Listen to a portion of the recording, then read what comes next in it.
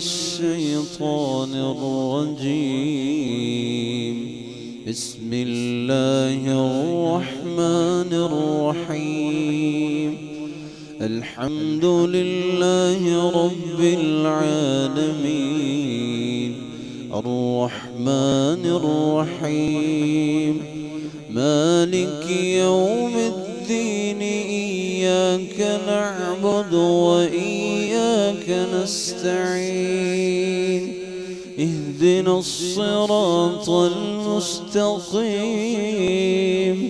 صراط الذين أنعمت عليهم غير المغضوب عليهم ولا الضالين.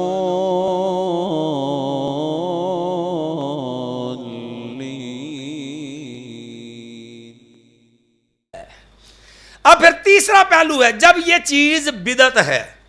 اب بدعت حسنہ کے اوپر ہم تفصیل سے بعد میں بات کریں گے انشاءاللہ، کیونکہ اس کے اوپر بھی شبہات پیش کرتے ہیں باقاعدہ اس کے ثبوت کے لیے بھی. تیسرا پہلو جب یہ چیز بدعت ہے تو پھر اسلام میں آئی کہاں سے؟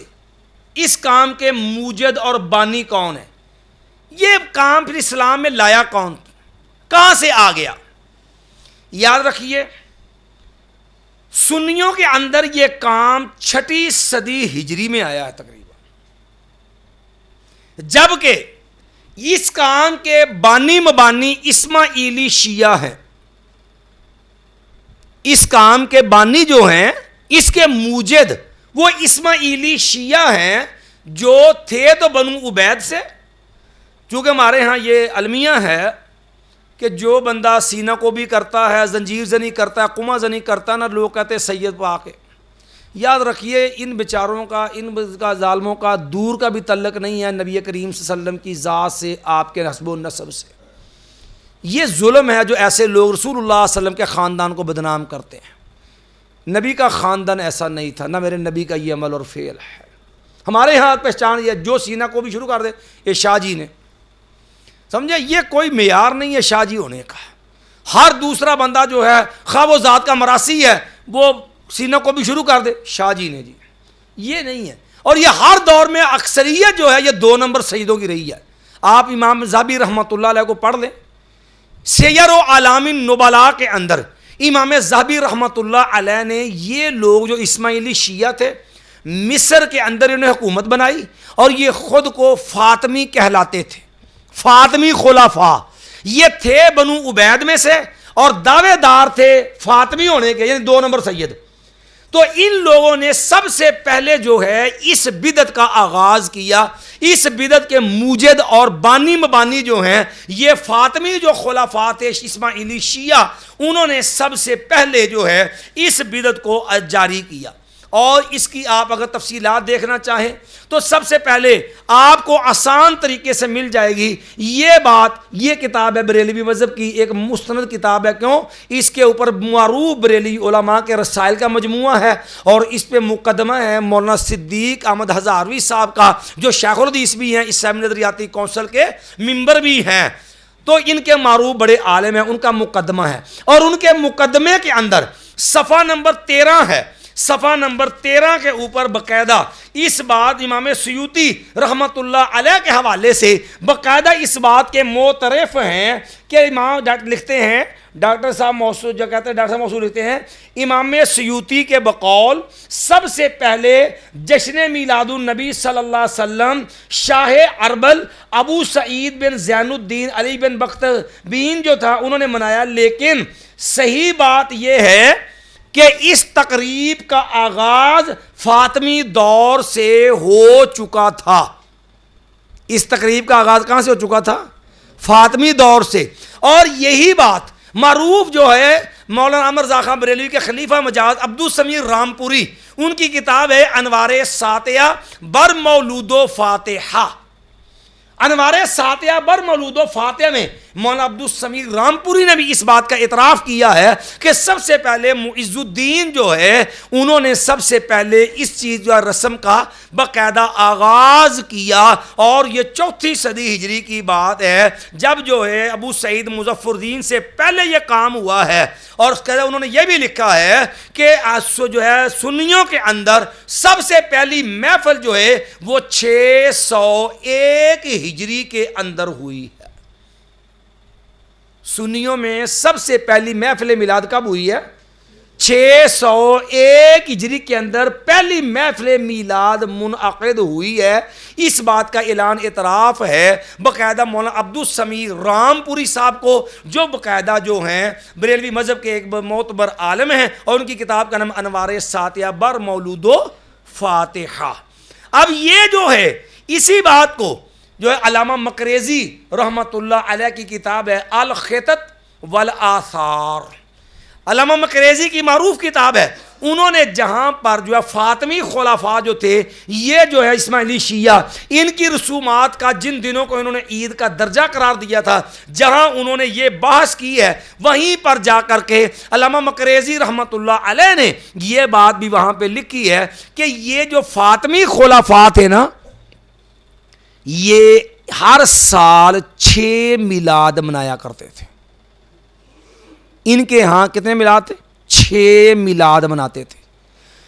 5 میلاد اپنے مزعومہ 5 تن پاک کے، نبی علیہ پہلا میلاد جو ہے وہ نبی علیہ السلام کا، پہلا میلاد سیدنا علی کا، پھر دوسرا سیدہ فاطمہ کا، تیسرا رسول اللہ صلی اللہ علیہ وسلم کا، چوتھا سیدنا حسن کا، 5واں سیدنا حسین کا رضی اللہ عنہم اجمعین، اور 6واں میلاد ہوتا تھا جو موجودہ خلیفہ ہوتا، حکمران جو تھا نا اس کا۔ یہ 6 میلاد جو تھے یہ منایا کرتے تھے، یہ علامہ مقریزی نے بھی لکھا ہے۔ اسی طرح علامہ کلکشندی جو ہیں، ان کا نام ہے ابو العباس احمد بن علی، سبل العاشا جو ہے فی صناعت الانشاء، یہ ان کی کتاب ہے، اور اس کا صفحہ نمبر ہے 400 جو ہے وہ 99 اور 499 98 99، یہ 2 صفحات پہ یہ بات انہوں نے کر کے انہوں نے بھی لکھا ہے کہ تیسرا جلوس جو ہوتا تھا یہ فاطمی خلفاء کے ہاں وہ نبی علیہ السلام کے میلاد کا تھا۔ اسی طرح تیسرے ہیں علامہ بخیت حنفی مصری، یہ باقاعدہ حنفی قاضی تھے اور مصر کے اندر یہ رہنے والے تھے، انہوں نے بھی ان کی کتاب ہے علامہ بخیت حنفی احسن الکلام فیما جاء فیما یتعلق من بالسنت والبدعۃ من الاحکام، اس کے اندر باقاعدہ اسی فاطمی خلفاء کے حوالے سے لکھا ہے کہ اس جو ہے میلاد کی بدعت کے موجد جو ہیں یہ جو ہے اسماعیلی شیعہ تھے، انہوں نے جو ہے آ کر کے اس بدعت کا آغاز کیا۔ اسی طرح یہی بات علامہ شیخ علی المحفوظ نے بھی، اس طرح علامہ فکری نے معادلۃ فکریہ کے اندر، یہ بے شمار بہت سارے اہل مورخین ہیں جنہوں نے اس بات کی صراحت کی ہے باقاعدہ کہ سب سے پہلے اس محفل کے بانی مبانی اسماعیلی شیعہ ہیں، انہوں نے اس محفل کا آغاز کیا، اور یہ 4 صدی ہجری میں ہوئی، فاطمی خلفاء نے آ کے شروع کی، اور پھر اس کے بعد جو سنیوں کے اندر یہ 5ویں سے 6 صدی ہجری کے اندر یہ پہلی محفل منعقد ہوئی ہے۔ اب اس کے بعد ایک چوتھا پہلو ہے، وہ یہ ہے کہ ایک چوتھا اعتراف، دوسرا اعتراف، پہلا اعتراف ہے کہ خود مانتے ہیں کہ یہ عمل بدعت حسنہ ہے، جس کا مطلب ہے اس کا قرآن و سنت میں شرک کا وجود اصلاً نہیں ہے، آئی یہ ہے اسماعیلی شیعوں سے ہے۔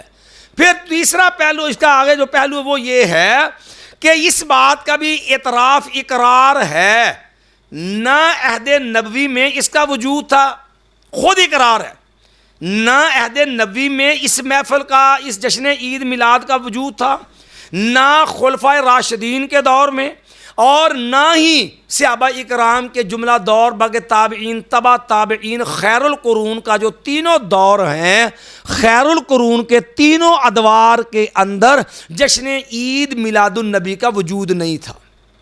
اب اس بات کو دیکھیے، یہ کتاب ہے جاء الحق، اس میں جہاں پر میلاد کی تائید کے اندر مفسرین اور ائمہ محدثین کے اقوال نقل کیے ہیں نا، اس کے اندر خود مفتی احمد یار نعیمی نے اس بات کو باقاعدہ خود لکھا ہے. اس بات کو میں کوشش کر رہا ہوں زیادہ تر حوالہ جات جو ہیں وہ جو ہے ہمارے جو بریلوی حضرات ہیں نا ہم ان کے کوڈ کریں, تاکہ کیونکہ یہ ایک شرعی ضابطہ بھی ہے کہ اسلام نے یہ ایک ضابطہ دیا ہے کہ مخالف جو ہوتا ہے نا اس کے لیے سب سے مؤثر دلیل جو ہوتی نا وہ اس کے اپنے گھر سے ہوتی ہے, اور الزامی دلیل جو ہے یہ خود قرآنی ضابطہ بھی ہے. مثال کے طور پہ اب چوتھا پارہ ہے نا اس کی ابتدا کے اندر اللہ نے یہ ضابطہ بیان کیا ہے, جہاں پر رسول اللہ صلی اللہ علیہ وسلم کی نبوت اور رسالت پہ ایک اعتراض تھا کہ آپ ان کا گوشت کھا لیتے ہیں. تو اللہ تعالیٰ نے کیا ہوا, کل الطعام کان حلا لبنی اسرائیل الا ما حرم اسرائیل علی نفسه من قبل ان تنزل التوراۃ قل فأتوا بالتوراۃ فاتلوها ان کنتم صادقین. کہ سارے کھانے بنی اسرائیل کے حلال تھے ما سوائے جو یعقوب علیہ السلام نے اپنے اوپر حرام کر لی, اور یہ حرمت بھی تورات کے نزول سے پہلے تھی. میں اگر اس بات کو تم تسلیم نہیں کرتے چلو ہماری بات چھوڑو, فاتوا بالتوراۃ فاتلوها ان کنتم. اب دیکھو قرآن مجید تورات کو حق نہیں مانتا کہ اصلاً تو کلام اللہ تھی, لیکن یحرفون الکلم عن مواضعہ, انہوں نے اس کے اندر رد و بدل کر لیا تھا, تحریف کر دی تھی. باوجود اس کے کہ قرآن مجید اس کو محرم مانتا ہے, لیکن یہودیوں کو حوالہ دینے کے لیے ان کو ان کی بات منوانے کے لیے ان کی ذاتی کتاب سے حوالہ دے رہا, تاکہ چلو ہماری نہیں مانتے کم از کم اپنی تو مان لو, اس کو ہی پڑھ کے دیکھ لو. فاتوا بالتوراۃ فاتلوها ان کنتم صادقین, بھائی جاؤ تورات لاؤ اس کو پڑھ کے دیکھ لو, اس کے اندر بھی یہ بات لکھی ہے. اس لیے ہم زیادہ تر کوشش کرتے ہیں کہ جو حوالہ جات کوڈ کیے جائیں وہ ہمارے ان بھائیوں کے کوڈ کیے جائیں جو اس چیز کے قائل ہیں, تاکہ انہیں اس بات کو سمجھنے میں آسانی رہے کہ بھائی دیکھو یہ چیزیں کو ہمارے اوپر جو ہیں نہ حق الزام نہیں ہے, ہمارے اپنے اکابر کا اعتراف ہے. اب دیکھیں یہاں پر یہ جا الحق ہے, باقاعدہ اس کے اندر مفتی احمد یار نعیمی نے باقاعدہ اس بات کو لکھا ہے. یہ میرے پاس نسخہ ہے, یہ نعیمی کتب خانے کا چھپا ہوا ہے, اور اس کا صفحہ نمبر 235 ہے. ٹھیک ہے جی, 235 صفحہ ہے, اور اس کے اوپر وہ لکھتے ہیں, کہتے ہیں امام سخاوی رحمۃ اللہ علیہ کے حوالے سے کہتے ہیں کہ امام سخاوی فرماتے ہیں, لیجئے جی, بلکہ ابن حجر حسبی کیا لیتے ہیں, ان البدعۃ الحسنۃ متفق علی ندبھا, کہ بدعت حسنہ جو ہے اس کے مندوب ہونے پر تمام اہل علم کا اتفاق ہے کہ اچھا ہی عمل ہے بدعت حسنہ. وعمل المولد, اور یہ ولادت کا جو جشن عید میلاد النبی کا عمل جو ہے, واجتماع الناس لہ, اور جشن ولادت کی بنیاد پہ جشن میلاد پہ لوگوں کا اکٹھ کرنا, کذالک بدعۃ حسنہ, یہ سارا عمل بھی کیا بدعت ہے, یعنی پہلے بتایا نا خود اعتراف ہے کہ یہ سارا کام کیا بدعت ہے, حسنہ ہے. پھر اس کے بعد لم یقال السخاوی لم یقلہ احد من القرون الثلاثہ, یہ تینوں زمانے خیر القرون کے نبی علیہ السلام, صحابہ, تابعین, تینوں زمانوں کے اندر جو ہے یہ کام نہیں تھا, کسی نے بھی یہ کام نہیں کیا. کس سے ترجمہ قرآن, بلکہ یہاں ترجمہ پڑھ لے, لکھتے ہیں کہ فرمایا کہ میلاد شریف تینوں زمانوں میں کسی نے نہیں کیا, نہ کیا بعد میں ایجاد ہوا. خیر القرون میں کسی نے نہیں کیا, کہاں سے آیا, بعد میں ایجاد ہوا. یہ اعتراف اس کو بھی ہے.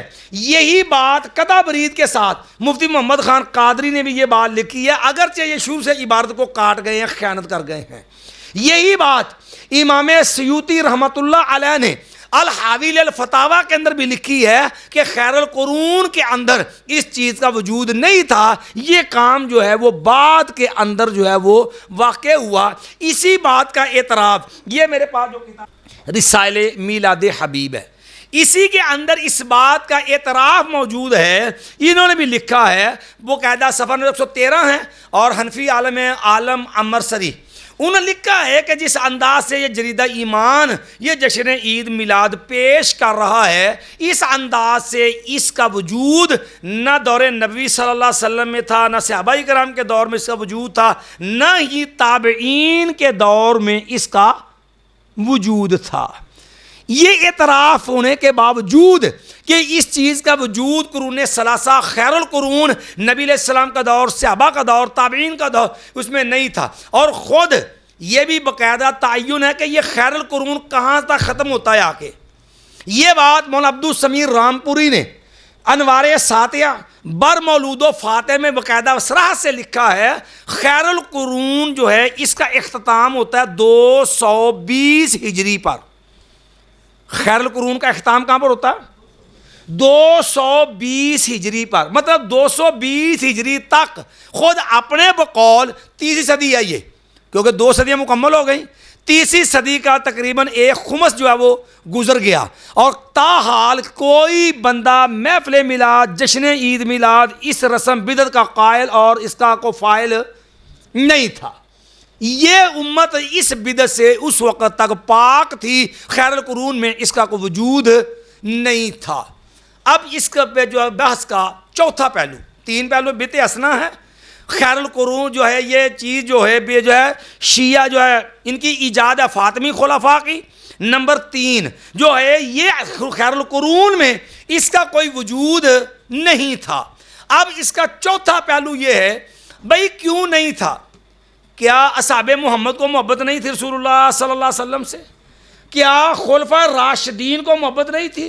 نبی علیہ السلام نے تو امت کے اختلاف کا حل ہی نبی خلفاء راشدین اور صحابہ کو قرار دیا۔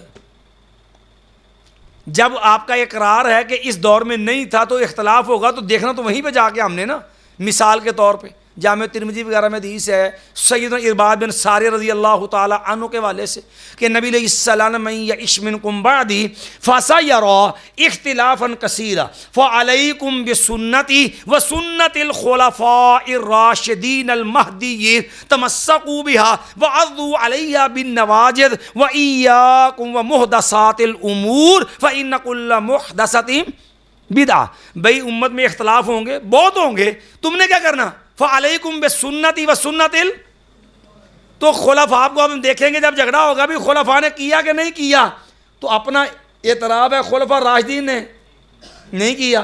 صحابہ کرام معیار ہیں آمنو کما آمن الناس کی بنیاد پہ، نہ صرف یہ بلکہ سنن ابی داؤد وغیرہ میں حدیث ہے نبی علیہ السلام نے فرمایا کہ یہودیوں کے 71 فرقے ہوئے، عیسائیوں کے 72 فرقے ہوں گے، اور میں محمد صلی اللہ علیہ وسلم کی امت 73 فرقوں میں تقسیم ہوگی، کلہم فی النار الا واحدہ، سب جہنم میں ما سوائے ایک۔ وہ جنت میں یہ کون سا جائے گا؟ ما انا علیہ، بھئی جس میں محمد صلی اللہ علیہ وسلم اور میرے، اور یہ اعتراف ہے کہ لم یفعل احد من القرون الثلاثہ، یہ خیر القرون کا دور جو ہے نبی علیہ السلام کا دور، صحابہ تابعین کا دور، یہ 220 ہجری تک اس کا وجود نہیں تھا، یہ بدعت جو ہے امت میں رائج۔ تو جب آپ اس اختلاف کو نبی کے نبوی اصولوں پہ لے کے جائیں گے تب انشاءاللہ پھر نتیجے پہنچیں گے کہ بھئی یہ عمل بدعی عمل ہے، اسلام کا اس کے اندر اسلام کے اس کا کوئی وجود اور ثبوت نہیں ہے۔ اچھا، اس کا ایک 5واں پہلو بھی ہے۔ اچھا، صحابہ کو محبت نہیں تھی، صحابہ نے کیوں نہیں منایا پھر؟ اب دیکھو جتنا بھی یہ سارا عمل ہے یا جتنا بھی ملک کے اندر اس کے اوپر جو ہے وہ جوش و خروش ہے، ٹھیک ہے، یہ سارا کس بنیاد پہ؟ محبت کے نام پہ، اور جو نہیں کرتا اس کو گستاخ، بے ادب، اور یہاں تک کہ ہم نے پہلے بھی ایک شعر پڑھا، اس کو شیطان تک کے فتح جو ہے وہ تمغے دے دیتے ہیں۔ حالانکہ آپ ان جو ہے جشن میلاد کی جو ویڈیو بنائی نا، جو کچھ یہ کرتے ہیں، انہوں نے خود جو ویڈیو وائرل کی ہیں اس کے اندر باقاعدہ شیطان کے حلیے بنا کے، کہیں شیطان کے گلے میں رسی ڈال کے اس کو ڈانس کروا رہے ہیں، اور کہیں پر جو ہے وہ باقاعدہ اس کے علاوہ وہ ڈانس کر رہا ہے۔ دونوں ویڈیو آپ کو مل جائیں گی، یوٹیوب پہ موجود ہے۔ تو جس کا نتیجہ یہ کہ اب تو شیطان نے بھی ان سے کمپرومائز کر لیا کہ ہمارے ساتھ آ گئے ہیں، تو چلو میری بھی ناراضگی ختم ہو گئی۔ کیا خیال ہے پھر جب شیطان کے گلے میں رسی ڈال کے ویڈیو دے کے کہ اگر وہ بھی جشن میلاد کا حصہ بن گیا نا تو بھئی اس کو اعتراض ختم ہو گیا، تو پھر جو اس کے ساتھ کھڑے ہیں کون ہے وہ؟ دیکھو نا، ہمیں تو تم نے کہا تھا کہ نثار تیری چہل پہ قربان ہزاروں عیدیں، سوائے ابلیس کے سبھی خوشیاں منا رہے ہیں۔ اب تو ابلیس بھی میدان میں آ گیا ہے، تو پھر جو ابلیس کے ساتھ کھڑا ہے وہ کس کا ساتھی ہوگا؟ اب دیکھو ابھی ابلیس کے ساتھ کون ہے جو ڈانس کرنے میں، شور غوغا میں، اور سائڈ پہ کون ہے؟ فیصلہ خود کر لینا.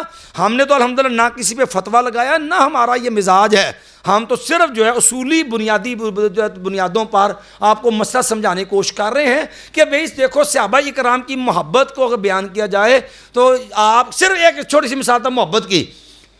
آپ نے صحیح بخاری کے اندر جو ہے صلح حدیبیہ کا بیان نکال لیں، اور وہاں پر سہیل بن عمر رضی اللہ عنہ، بعد میں یہ مسلمان ہو گئے تھے، سہیل بن عمر نے کہا جا کر کے قریشیوں سے صحابہ کرام کی محبت بیان کی. کہنے لگا قریشیوں میں جو ہے وفدتو علی قیصر و کسریٰ و نجاشی، میں بڑے بڑے بادشاہوں کے دربار میں گیا ہوں، رومیوں کے دربار میں، ایرانیوں کے دربار میں، حبشیوں کے دربار میں. کہنے لگا کعبہ کے رب کی قسم ہے ما رأیت احدا یعظم صحابہ ما یعظم اصحاب محمد صلی اللہ علیہ وسلم محمدہ. سہیل بن عمر نے کہا تھا کہ میں نے روم، ایران، حبشہ کسی بادشاہ کے دربار میں نہیں دیکھا جو اس کی سپر پاوریں تھی وقت کے، جو وہ طاغوت اور فرعون تھے بڑے بڑے. کہنے لگے میں بڑے درباروں میں گیا، کسی کے درباری اپنے بادشاہ کا، اپنے بڑے کا اتنا احترام، عزت، تعظیم، توقیر نہیں کرتے جتنی میں نے اصحاب محمد کے دلوں میں، ان کے انداز میں نبی محمد صلی اللہ علیہ وسلم کی عزت دیکھی ہے. پھر اس نے باقاعدہ بیان کیا، کہنے لگے ما تنخم الا وقعت فی کف احد. کہتے کہ نبی محمد صلی اللہ علیہ وسلم لعاب بھی پھینکتے ہیں نا، وہ زمین پہ نہیں گرتا، وہ ان کے ساتھیوں میں کے ہاتھوں پہ آگے گرتا ہے. اور جو ہے فَيَدْلُقُونَهُ عَلَى جَسَدِهِ، وہ بطور برکت اس کو بھی جس میں ملنا سعادت سمجھتے ہیں. مَا وَإِذَا أَمَرَهُمْ ابْتَدَرُوهُ، جب وہ نبی محمد صلی اللہ علیہ وسلم کسی کام کو حکم دیتے ہیں تو اس کو ماننے میں اپنی سعادت سمجھتے ہیں. مایا اور اس سے بڑھ کے وَإِذَا تَوَضَّأَ قَعَدُوا يَقْتَتِلُونَ عَلَيْهِ، اور جب وہ نبی علیہ السلام وضو کرتے ہیں تو ان کی تو حالت یہ ہوتی ہے، خطرہ ہوتا ہے یہ لڑ پڑیں گے، کہ یہ ہر ایک کی کوشش ہوتی ہے یہ پانی نیچے نہ گرے، میرے ہاتھوں پہ آئے، مجھے اس کے قطرے نصیب ہو جائے، میں جسم پہ مال لوں. جو نبی کا لعاب زمین پہ نہ گرنے دیں. اور جو اتنے احترام والے کہنے لگے کہ کوئی بھی اتنے تعظیم، کوئی آنکھ بھر کے اپنے نبی کی طرف دیکھتا نہیں ہے، بے ادبی نہ ہو، ادباً احتراماً نظریں جھکا کے بیٹھتے ہیں سارے، تعظیماً لہو. وضو کے پانی بھی جسم پہ اتنی محبت ہے. جب اس قدر محبت ہے صحابہ محمد صلی اللہ علیہ وسلم کو، پھر جشن عید میلاد النبی کیوں نہیں منایا؟ اب یہ وجہ بھی آپ ہمارے بریلوی بھائیوں سے پوچھ لیں کہ یارو یہ تو بتاؤ، جب مانتے ہو گے تینوں زمانوں میں سے کسی نے نہیں کیا تو کیوں نہیں کیا؟ وجہ بڑی دلچسپ ہے، ویسے قابل غور بھی ہے. 3 طرح کی وجوہات آپ کو ملیں گی. سب سے پہلے یاد رکھنا، مولانا فیض احمد اویسی جو ہے نا، یہ بہاولپور کے سے تھے، شیخ الحدیث تھے ان کے. انہوں نے پتہ کیا لکھا ہے؟ وہ لکھتے ہیں کہ بھئی بات اصل یہ ہے کہ صحابہ کرام جہاد وغیرہ کے اندر مصروف تھے، ان کے پاس وقت ہی نہیں تھا کہ وہ جشن عید میلاد منا سکتے. ان کے پاس وقت ہی نہیں تھا کہ وہ ہم بھی جہاد میں لگیں گے تو ہم بھی چھوڑ دیں گے. کہنے لگا ہم بھی جہاد پہ جائیں گے تو ہم بھی، وہ جہاد کرتے تھے اس لیے ان کے پاس تو وقت ہی نہیں تھا. تو یہ ویلے نے، اس کی کتاب ہے فیض احمد اویسی صاحب کی، صفحہ نمبر 49 ہے. کتاب کا نام ہے غوث العباد فی اثبات المیلاد. کیسی شاندار وجہ ہے کہ ان کے پاس وقت ہی نہیں تھا. اور اب تو ظاہر جہاد کی ضرورت بھی نہیں ہے کیونکہ فلسطین بھی فتح ہو گیا، شام بھی فتح ہو گیا، عراق پہلے ہی فتح تھا. اور اس کے علاوہ جو حالات اللہ معاف کرے دیگر اسلامی ملکوں کے ہیں وہ تو کسی سے پوشیدہ نہیں ہے. جو شام کے حالات ہیں وہ کس سے پوشیدہ ہیں؟ امت مسلمہ جس کرب سے گزر رہی ہے کس سے مخفی ہے؟ لیکن بہرحال ان کے پاس کیا تھا؟ ان کے پاس وقت نہیں تھا تو اساں ویلے ہیں، سمجھے؟ اس لیے ان کے پاس ٹائم نہیں تھا، وہ مناتے نہیں تھے، اساں ویلے ایسی چھڑ دے نہیں ہیں. یہ ایک وجہ یہ ہے. یہ بات لکھی ہے فیض احمد اویسی صاحب نے. اب 2 فائدے ہوئے نا، ایک تو اعتراف ہو گیا کہ صحابہ نے نہیں منایا، دوسری وجہ نہ منانے کی علت اور وجہ کیا ہے؟ ان کے پاس ٹائم ہی نہیں تھا. تو سرکار ویلے نے دوسرا یہ کتاب ہے، یہ چونکہ میں اصطلاح والا دوں، یہ آج کل مارکیٹ میں عام اویلیبل ہے یہ کتاب. اس کتاب کے اندر شیخ جو ہے مولانا صدیق ہزاروی صاحب جو شیخ الحدیث ہیں بریلوی مکتب فکر کے جامعہ حجویریہ کے، اب یہ اسلامی نظریاتی کونسل کے ممبر بھی ہیں. انہوں نے جو مقدمہ لکھا ہے ان کا صفحہ نمبر 13 ہے. میں کتاب کا صفحہ کھول کے دے دیتا ہوں، کیمرے میں بھی آ جائے گا، آپ بھی دیکھ لیجئے گا. لیجئے، یہ میں نے ہائی لائٹ کی ہوئی عبارت، یہ ہے وہ عبارت. کہنے لگا کہ خلفائے راشدین جو ہے نا انہوں نے جشن میلاد نہیں منایا. بھئی کیوں نہیں منایا؟ سوال تو بنتا ہے نا. بھئی تم محبت کی بنیاد پہ کرتے ہو، صحابہ کی محبت کا اعتراف تو دشمنوں مخالفوں بھی تھا، تو انہوں نے پھر کیوں نہیں منایا؟ اگر یہ محبت کا مظہر ہے، اگر یہ محبت کا تقاضا ہے تو پھر صحابہ سے بڑھ کے محب کوئی ہو سکتا نہیں، پھر تو بھئی صحابہ کو منانا چاہیے تھا. بھئی انہوں نے کیوں نہیں منایا؟ اب انہوں نے پتا کیا وجہ بیان کی صدیق ہزاروی صاحب نے؟ فرمانے لگے اصل وجہ یہ ہے، پہلے 2 خلفاء یعنی ابوبکر صدیق رضی اللہ عنہ اور سیدنا عمر رضی اللہ عنہ، ان 2 خلفاء کا دور اس جہاد اسلامی کا دور تھا، اسلام کی فتوحات کا دور تھا، اسلام کے غلبے کا دور تھا، اسلام کو غالب کرنے کی تگ و دو کا زمانہ تھا. اس لیے وہ تو رہے ادھر مصروف. 2 صحابہ کا خلفاء کا دور گزر گیا، 2.25 سال ابوبکر صدیق گزر گئے اور 10 سال سیدنا عمر گزر گئے. فرمانے لگے باقی 2 خلفاء کا دور فتنے اور فساد کا زمانہ تھا، تو وہ بیچارے ان فتنوں کو جو ہے وہ دور کرتے ہی رہ گئے. اس لیے 4 خلفاء کو وقت نہیں ملا کہ وہ جشن عید میلاد، یہ اپنا اعتراف ہے. یہ صفحہ نمبر 13 ہے، کتاب کا نام رسائل میلاد حبیب ہے. یعنی اس حد تک اعتراف ہے کہ یہ بدعت حسنہ ہے، یہ شیعی ایجاد ہے، اور یہ خلفائے ثلاثہ خیر القرون کے کسی دور میں اس کا وجود نہیں ہے. اور نہ منانے کی وجہ بھی بیان کر دی کہ صحابہ کے پاس وقت نہیں تھا، وہ لگے تھے اسلام غالب کرنے کے لیے، جہاد کرنے کے لیے. صحابہ کی کاوشیں تھی فتنوں اور فساد کو جو ہے دور کرنے کے لیے، وہ فتنہ اور فساد کو ختم کرنے میں مصروف تھے، اس لیے انہیں اتنا وقت ہی نہیں ملا کہ وہ بیچارے یہ کام کر سکتے. پھر کہاں سے آ گیا؟ اس کے ایک تو موجد ہیں کون؟ شیعہ، اسماعیلی شیعہ، جن کا یہ مشن تھا. دوسرا، یہ اصل میں جشن میلاد آیا نقالی سے. یہ عیسائیوں کی نقالی نے مجبور کیا، عیسائیوں نے مجبور کیا. اگرچہ نماز میں پڑھتے ہیں اہدنا الصراط چلو اور کوئی امام کہتا تو پڑھتے ہیں نا. ہمارے تو الحمدللہ قرآن و سنت کی روح سے اس بات پہ اللہ وجہ بصیرت کہتے ہیں نا کہ فاتحہ کے بغیر کوئی نماز نہیں ہوتی. چلو ہمارے بھائی جو نہیں قائل، کم از کم امام تو ہر نماز میں جہر بھی پڑھتا ہے نا، اگرچہ مذہب میں لازم نہ ہو کم از کم پڑھتے تو ہے نا.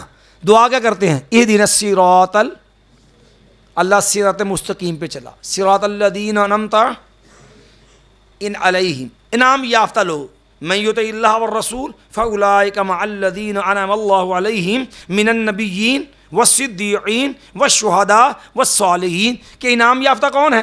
انبیاء، صدیقین، شہداء اور صالحین. وحسن اولئک رفیق.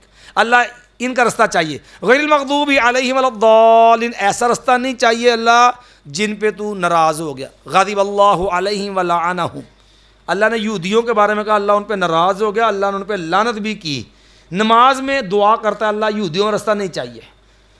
والضالین، اللہ گمراہ لوگ جو ہیں ان کا رستہ بھی نہیں چاہیے. عیسائیوں کا سے بھی پناہ مانگتے ہو. لیکن آیا کدھر سے؟ یہی کتاب ہے رسائل میلاد حبیب. ایک شیعوں نے ایجاد کیا، دوسرا عیسائی چونکہ کرسمس ڈے مناتے تھے، اپنے نبی کا یوم میلاد مناتے ہیں، ٹھیک ہے جی. اور اسی لیے یہ جتنا بھی سین ہے، آپ اس کا پورا انداز نمونہ چیک کر لیں، پیٹرن دیکھ لیں، ٹوٹل جو ہے یہ آپ کو وہی ملے گا جو ٹوٹل انداز عیسائیوں کے ہیں. وہاں بھی گرجے میں کیک کاٹتے ہیں. یہ مت سمجھنا ہے کہ جی گھر مسلمانوں تو کر دینے. بھئی مسلمانوں کے اندر کوئی گمراہی رائج ہو جائے تو وہ دلیل نہیں بن جاتی. وہ برتھ ڈے بچے کی منانی بھی جائز نہیں ہے. کیونکہ بنیادی طور پر یہ برتھ ڈے جو ہے یہ ایک شرکیہ رسم ہے جو عیسائیوں سے چلی اور دیکھتے دیکھتے مسلمانوں کے اندر بھی آ گئی. وہ کیا ہے؟ وہ ہے کہ اللہ کے ہاں بیٹا پیدا ہوا، الیاذ باللہ، تکاد السماوات یتفطرن من فوقہن، کہ اتنا بڑا کفر ہے کہ رب کے ہاں بیٹا پیدا ہوا. اس بیٹے کا جشن مناتے ہیں کرسمس ڈے کے نام پہ. جو پہلے ہوتا تھا کرسمس ٹری، کہ باقاعدہ کیلے کے درخت اور دوسرے درخت لگتے تھے، پھر یہ کرسمس ڈے بنا اور اس کے اندر باقاعدہ جو ہے وہ ڈول کی تھاپ پہ وہ اپنے قصیدے بھی پڑھتے ہیں اور جلوس بھی نکالتے ہیں عیسائی، اور اس کے ساتھ ساتھ باقاعدہ جو ہے وہ گرجوں کے اندر برتھ ڈے کا باقاعدہ کیک کاٹا جاتا ہے. اب وہ سارا پیٹرن وہی ہے، اسی لیے یہاں بھی کیک کاٹتے ہیں اور کیک باقاعدہ بڑے سے بڑا لاتے ہیں. وہ تو پورا شہر بناتے ہیں نا کیک کا. یورپ کے تو ایسا ہوتا نا کہ پورا یورپ میں شہر بنتا ہے کیک کا. یہاں ذرا اتنی جو ہے وہ پیسے کی فراوانی نہیں ہے، کیک بنتا ہے پورا. اب کیک کے اوپر کیا لکھا ہوتا ہے؟ محمد الرسول اللہ، یا ہیپی برتھ ڈے یا رسول اللہ. اب نام لکھا کس کا؟ رسول اللہ صلی اللہ علیہ وسلم کا. اور اس پہ چھری پھیرے گا کون؟ محب رسول. کیک ہے اور اس پہ نام کس کا ہے؟ اور ایمان کا عالم کیا ہوگا؟ نبی علیہ السلام حدیبیہ کا موقع ہے، کفار مکہ نے کہا کہ سہیل بن عمر وغیرہ نے کہ یا رسول اللہ صلی اللہ علیہ وسلم آپ نے لکھا ہے ھذا ما قاز علیہ محمد الرسول اللہ صلی اللہ علیہ وسلم. یہ جو معاہدہ ہے نا اس پہ محمد رسول اللہ درج ہے. ہمارا تو آپ سے اختلاف ہی یہ ہے کہ ہم محمد رسول اللہ نہیں مانتے. اگر رسول اللہ مان لے تو پھر اختلاف کی گنجائش رہتی ہی نہیں ہے. ہو اس کو مٹائیے، رسول اللہ کا لفظ کاٹ دیجئے. آپ نے کہا یا علی، ہو یا علی رضی اللہ عنہ، میں علی، یہ رسول اللہ کا لفظ کاٹ دو. اور قربان جاؤں سیدنا علی کے ایمان پہ کاٹ دیا تھا. کہنے لگا یہ نہیں مانتے، علی تو مانتا ہے رضی اللہ عنہ. علی کیسے مٹا دے رضی اللہ عنہ؟ معاہدہ ہے کافروں سے اور اوپر کاغذ پہ نام لکھا ہے محمد الرسول اللہ صلی اللہ علیہ وسلم. اور صلح کرنے کے لیے لکھنا حالانکہ کوئی بڑی بات نہیں ہے. نبی علیہ السلام نے مصور کا کاٹ دو، رسول اللہ کا لفظ کاٹ دو. کہنے لگے یا رسول اللہ صلی اللہ علی کیسے کاٹ دے رضی اللہ عنہ، تو رسول اللہ مانتا ہے نا، یہ نہیں مانتے تو کیا ہوا؟ تو نبی علیہ السلام کے ساتھ دکھاؤ کدھر، میں مٹا دیتا.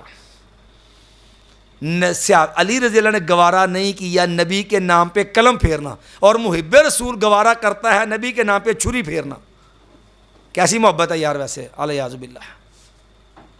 سوچنے کی بات تو ہے نا ویسے کم از کم کہ عیسائیوں کی نقالی میں یہ نہیں سوچا کہ محبت کا انداز کیا ہوتا ہے. سیدنا علی کی محبت دیکھو، رسول اللہ مانتے ہیں نبی علیہ السلام کو اور نبی کے نام پہ قلم پھیرنا گوارا، اور ادھر محبان رسول نبی کو رسول اللہ مانتے ہیں اور ہیپی برتھ ڈے یا رسول اللہ کیک پہ لے کے ہاتھوں سے چھری پھیرتے ہیں. پھیر کے چھری کاٹتے ہیں کہ نہیں کاٹتے؟ سوچ لیجئے پھر کہاں پہ چھری پھیر رہے ہیں. کیا یہ کہیں ایمان پہ نہ پھر جائے چھری؟ بڑی خطرناک ہے یہ چھری جو پیٹ کی خاطر چل رہی ہے. اب اس سے بھی اگلا مرحلہ ہے، ایک اور پہلو بھی ہے. یہ نقالی کن کی ہے؟ عیسائیوں کی. اور یہ بات کا بھی اعتراف ہمارے بریلوی بھائیوں کو خود اپنا اعتراف ہے کہ یہ کام جو ہے لوگوں کی دیکھا دیکھی شروع کیا گیا ہے. لیجئے جی، یہ بھی میں حوالہ دے دیتا ہوں آپ کو. یہ کتاب ہے رسالہ میلاد حبیب صلی اللہ علیہ وسلم. یہ ان کے عالم ہیں، عالم امرسری، اور اس کا رسالہ ہے الارشاد، یہ جو ہے الی مباحث المیلاد. یہ اس رسالہ اس میں لگا ہوا ہے عالم امرسری کا.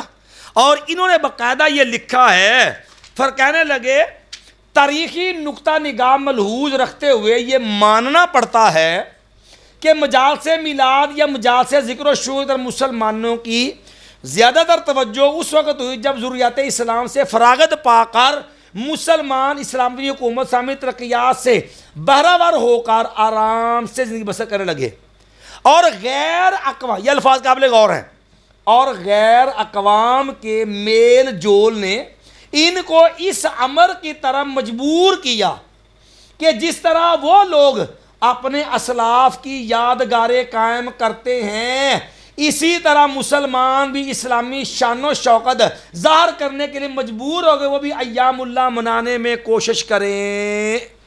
یعنی گویا کہ اعتراف ہے کھلے لفظوں میں کہ غیر اقوام کا میل جول، یہ صفحہ 113 ہے، ٹھیک ہے جی، اور یہ کتاب رسالہ میلاد حبیب ہے، اور اس کے اندر رسالہ عالم امرسری کا جو ہے الارشاد الی مباحث المیلاد، اور کہا کہ غیر اقوام کے میل جول نے مجبور کیا کہ وہ بھی ایام اللہ منائیں۔ یہ تو ہم انشاءاللہ جب دلائل پہ آئیں گے نا، ابھی تو ہم نے صرف اپنے جو بریلوی بھائی ہیں ان کے اعترافات بیان کر رہے ہیں کہ ان کے ہاں اس کی اصولی حیثیت کیا ہے، کہ خود اعتراف ہے کہ ان کے ہاں کہ یہ چیزیں کہاں سے آئی ہیں، کہاں سے لی گئی ہیں، پھر اس کے لیے جو قرآن سے جو ہے وہ تحریفات کر کے استدلال کھڑے کیے، احادیث سے کیے، وہ انشاءاللہ ہمارا اگلا پہلو ہوگا، جو ہمارے گفتگو کا اگلا حصہ وہ ہوگا انشاءاللہ۔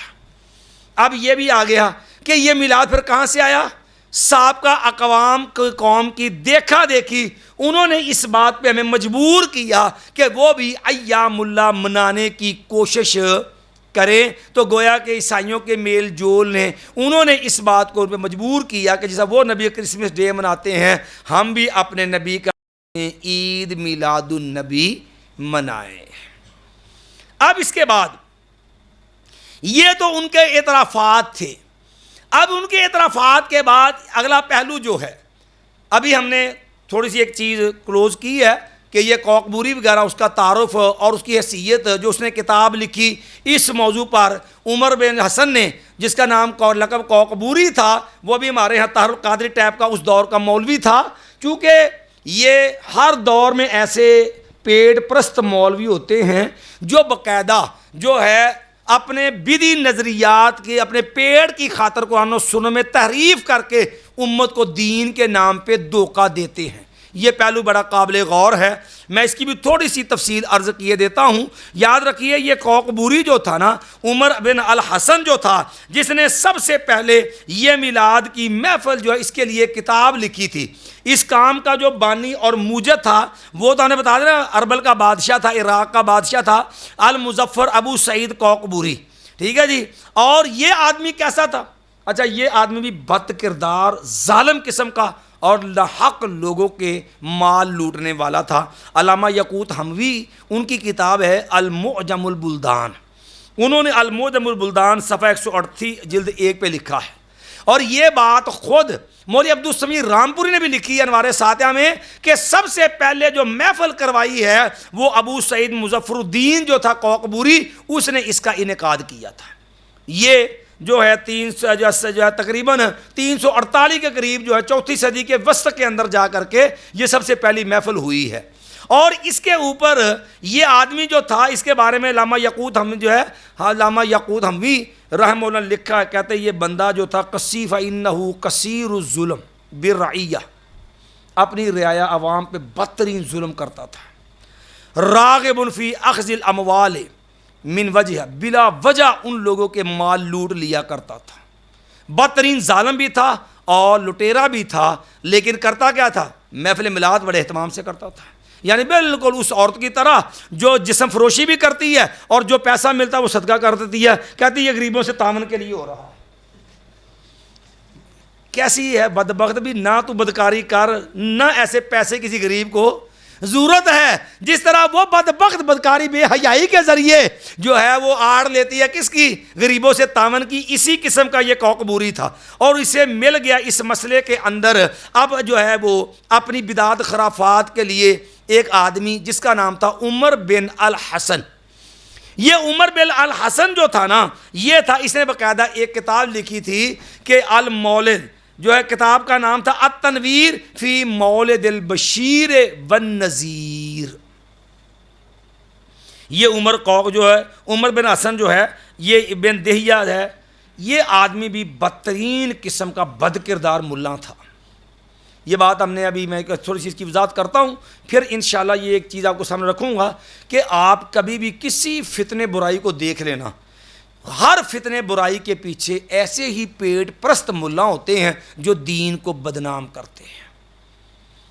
مثال کے طور پہ اس کے بارے میں لسان المیزان کے اندر علامہ ابن حجر عسقلانی رحمۃ اللہ علیہ جو شارح بخاری ہے نا، انہوں نے لکھا جنہیں سب سے پہلے میلاد کے موضوع پہ کتاب لکھ کے اس بادشاہ سے جو ہے نا وہ انعام 1000 سونے کے سکے دینار جو ہے وہ انعام لیا تھا اس نے.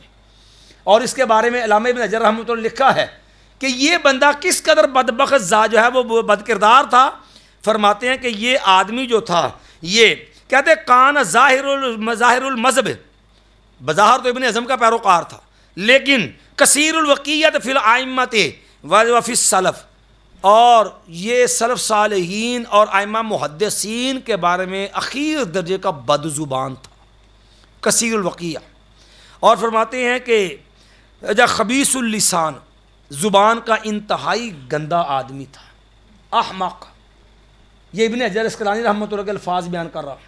کہتے ہیں یہ جو آدمی عمر بن الحسن تھا نا بن دہیہ الاندلسی، جس نے کتاب لکھی التنویر فی مولد خیر البشیر فی مولد البشیر والنذیر، میلاد کے موضوع پہ کتاب لکھنے والا، یہ بنا خبیث اللسان، زبان کا انتہائی گندا تھا، احمق جو ہے بد دماغ تھا، شدید الکبر، بدترین متکبر تھا، قلیل النظر فی امور الدین، اور دین کے معاملے میں لم یبج تھا، بالکل جاہل قسم کا، یعنی اس کو صحیح معنوں میں کتاب و سنت پہ عبور بھی نہیں تھا، متہاونن، اور دینی امور کے اندر انتہا درجے کا سست روی کا شکار تھا. یہ اس کا دینی کرائٹیریا، یہ اس کا دینی میرٹ ہے، دینی انداز معیار ہے اس آدمی کا. اور یہ آپ کوئی فتنہ اٹھا لیں، ہر فتنے کو اسی قسم کے لوگوں نے امت میں ہوا دی ہے. مثال کے طور پہ یہ بات میں ضمن اس لیے کرنے لگا ہوں، ہمارے معاشرے کے اندر نا چونکہ اہل الحدیث کے خلاف اہل البدع کا ایک طریقہ واردات یہ بھی ہے، جب بھی کبھی کوئی مسئلہ ہوتا نا، جتنی برائیاں ہوتی ہیں نا معاشرے کے فتنے ہوتے ہیں، سب کو اٹھا کے اہل حدیثوں کے کھاتے میں ڈال دیتے ہیں. فلانا ہے وہ بھی غیر مقلد تھا، فلانا بھی غیر مقلد تھا، فلاں بھی غیر مقلد تھا، گویا کہ الیاذ باللہ ساری کائنات کی برائی جمع کر کے اہل کھاتے میں ڈال کے عوام کو باور کرواتے ہیں کہ ساری برائی کا منبع معاذ اللہ اہل الحدیث ہے. مثلا آپ توجہ کیجیے، جب آپ اس کی کنڈلی نکالیں گے نا تو دیکھنا پھر جو ہے یہ جو ہے کھرا کدھر جاتا ہے. یہ آپ چاہے سب سے پہلے یہ پوچھئے، ایک طرف دعویٰ یہ الحدیث جو ہے نا کہتے ہیں یہ انگریز دور کی پیداوار ہے. اچھا ان سے پوچھئے، انگریز تو 1857 کے اندر معاملہ بنا نا، نصف 19ویں صدی کے نصف میں آیا نا، 1857 میں جنگ ہوئی، تو اب شروع 2000 یا دوسرے ہزار میں اکبر بادشاہ کون تھا؟ اہل حدیث تھا کہ حنفی تھا؟ ہمارا یہ موضوع نہیں ہے، لیکن صرف اختصار سے اشارہ کرنے لگا ہوں. اکبر بادشاہ ذاتی طور پر جاہل اجڈ بندہ تھا، دین کے معاملے بالکل کورا نکما تھا، لیکن اس نے پورا دین بنا چھوڑا، دین اکبری. جب وہ جاہل اجڈ تھا تو دین اکبری کہاں سے بن گیا کہ وہ کمینہ دین کے ہر معاملے میں رائزہ نہیں کر رہا ہے؟ کہاں سے آیا سارا کچھ؟ آپ مولانا ابو الحسن علی ندوی کی کتاب ہے تاریخ دعوت و عزیمت، آپ کبھی اس کا مطالعہ کیجئے، اور اس کے اندر جو اکبر بادشاہ جو دین اکبری تھا نا، اس کے حالات پڑھیے. اکبر بادشاہ ذاتی طور پر بڑا کھلنڈرا تھا، لیکن اس بے ایمان کو دو جو ہے پیٹ پرست ملا مل گئے تھے حنفی. ایک کا نام تھا ملا فضل اللہ اور دوسرا تھا ملا مبارک، جو اس سے باقاعدہ جو درم و دینار وصول کرتے تھے اور اس کے جو ہے باطل دین کے لیے کاوشیں کر کے اس کو بدی نظریات گھڑ گھڑ کے دیتے تھے. اور باقاعدہ انہوں نے سونے چاندی کو جمع کرنے کے لیے 2 قبریں بنا رکھی تھی، وہاں سونا اپنا جمع کرتے ڈمپ کرتے تھے. آپ نے نام سنا ہوگا، معروف منکر حدیث تھا مسٹر غلام پرویز، نام سنا ہے نا. اب مسٹر غلام پرویز دنیا کے اعتبار سے تو پڑھا لکھا تھا، لیکن دین اس کو پڑھ لیجئے، اس نے کہیں سے بھی نہ کسی عالم دین سے قرآن کا ترجمہ پڑھا، نہ اس نے کہیں سے تفسیر پڑھی، نہ اس نے کوئی سورۃ حدیث پڑھی، نہ اصول حدیث پڑھے، لیکن وہ بدبخت پورا بے ایمان ادارۃ الاسلام کے نام سے انکار حدیث کا فتنہ آج تک اس کا کھڑا ہے. اب یہ جو پورا کھڑا ہے فتنہ، یہ تو دین نہیں پڑھا تھا، تو اس کمینے نے اتنا جو ہے امت میں فتنہ ڈالا، اس کو سارا کس نے دیا؟ کبھی جا کے پڑھیے گا. جس طرح یہاں کھڑا تھا نا یہ ابن دہیہ، جس کا نام تھا عمر بن حسن، جو جشن میلاد پہ کتاب لکھنے والا تھا، اسی طرح مولوی شبیر احمد عثمانی، یہ جس کی تفسیر عثمانی ہے، جو کسی دور میں سعودیہ سے چھپتی تھی، بین ہو گئی ہے، یہ جو دیوبندی عالم ہے شبیر احمد عثمانی، اس کا نواسا، اس کا پوتا جو تھا عمر عثمانی تھا، جو دست و بازو تھا، رائٹ ہینڈ تھا کس کا؟ یہ جو ہے مسٹر غلام پرویز کا۔ اس کو سارا علمی مواد اس انداز سے جو شبہات تحریفات دینے والا یہ شبیر احمد عثمانی کا پوتا تھا سارا۔ آپ حال زمانہ میں دیکھ رہے نا، یہ غامدی جو ہے یہ تجدد پسند ہے، جدیدیت کا گزیدہ جتنا بھی ہے بدبخت، جس کو یورپ سارا اسلام نظر آتا ہے اور اسلام سارا جو کفر نظر آتا ہے، جس کا پورا دین 39 چیزوں میں بند ہے، سمجھے؟ یہ عقل پرست جو ہے، آپ اس کو دیکھ لیں، یہ جہاں ذاتی طور پہ کچھ پڑھا لکھا ہے لیکن گمراہ ہے، اس کا سارا کون ہے؟ اس کا سب سے بڑا دست و بازو پتہ کون ہے؟ عمار خان ناصر۔ تعارف ہے آپ کو کون ہے؟ عمار خان ناصر بیٹا ہے زاہد الراشدی صاحب کا، اور زاہد الراشدی صاحب پتہ کون ہے؟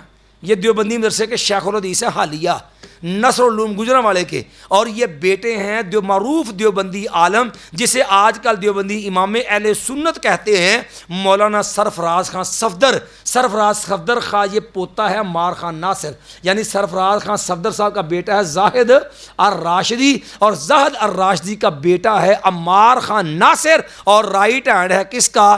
دست و بازو کس کا؟ جوید احمد۔ یہ ہر دور میں برے گمراہ لوگوں کو ایسے جو ہے وہ لوگ ملتے رہے ہیں۔ مطلب آپ ایک اور دیکھ لیں، یہ مرزا غلام احمد قادیانی تھا، یہ تو دین نہیں پڑا ہوا تھا، اور اس سے بڑھ کے تو اس کے جو گمراہ پیروکار تھے وہ بڑے تھے۔ اس کو ٹکر گیا کون؟ حکیم نور الدین، وہ بے ایمان بدبخت جو تھا، وہ اس سے بھی زیادہ پڑھا لکھا تھا اور مرتد ہو گیا، وہ اس کی حماقتوں کو سہارا دینے والا حکیم نور الدین تھا۔ بہت بڑا ایک معاملہ۔ بہرحال یہ ایک ضمنی بحث تھی کہ بعض لوگ کہتے ہیں دیکھو جی انہوں نے ملاوٹ پہ پوری کتاب لکھ دی۔ بھئی ایسے پیٹ پرست جو ہیں یہ ہر دور میں گمراہ لوگوں کو میسر آ جایا کرتے ہیں۔